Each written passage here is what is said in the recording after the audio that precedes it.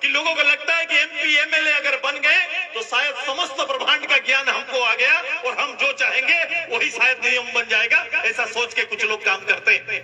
मैं बोला ये उनकी एक राजनीतिक भूल होगी, एक राजनीतिक भूल होते चल रही है।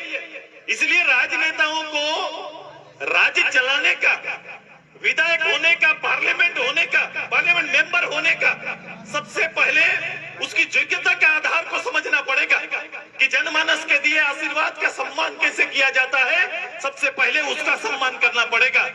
कई लोग तो पॉकेट में भी लेके घूमते हैं, सम्मान को पॉकेट में डाल के भी घूमते हैं, पता ही नहीं चलता है कि भाई मेरा काम दायित्व क्या है।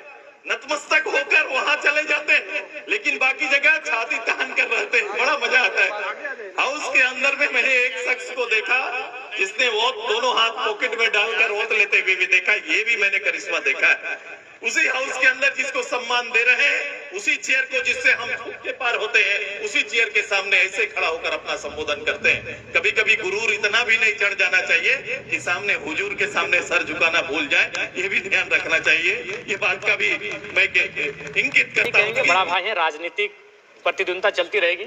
आयु में प्लस नस्ल से आते हैं, कौम से आते हैं, तो बड़े भाई हैं तो उनको यही संदेश देंगे कि 5 साल देखिए कहाँ कमियां रही, कहाँ त्रुटियां रही। एक ऐसे विधायक जो 2 महीना जिनका बना हुआ है उस पर आप 2 महीना पहले बोलना मुनासिब नहीं समझते थे, आज आपको 15 मिनट उस पर बोलना पड़ रहा है, अनर्गल बयानबाजी करना पड़ रहा है, तो आपको आत्ममंथन करने की आवश्यकता है। ये उनको आपके माध्यम से मेरा संदेश होगा। आपके जिस तरीके से आप मतलब चुनाव प्रचार तो नहीं करेंगे, लेकिन आप क्षेत्र में भ्रमण करते हैं, तो सुदेश महतो के अंदर भी ये बदलाव पिछले दिनों देखा गया कि 1-1.5 महीने करीब एक तरीके से कहा जाए तो वो घर में ही रहे, उसके बाद वो निकले हैं।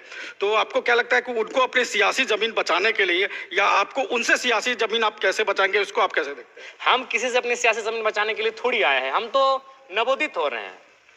हम तो इस आभा मंडल में एक नूतन तारा बन के आए हैं। हम तो समय के साथ प्रकाशित होंगे। अगर हमारे साथ कोई अप्रिय घटना नहीं घटी, कोई अनहोनी हमारे साथ नहीं हुई, तो हम तो समय के साथ प्रकाशित होंगे। फिर एक दौर मेरा आएगा, फिर एक और सूरज बनेंगे जो शाम को ढल जाता है। प्रकृति का जो नियम है उसे कोई अनफॉलो नहीं कर सकता, उसे फॉलो करना ही होगा। तो हमें किसी को अपने आप से बचाने की आवश्यकता है ही नहीं। हम तो यही पल्लवित हो रहे हैं। अभी हमको फलित होना है, यही हम पल्लवित हो रहे हैं। तो ऐसी कोई बात नहीं है। ठीक है, धन्यवाद। आपने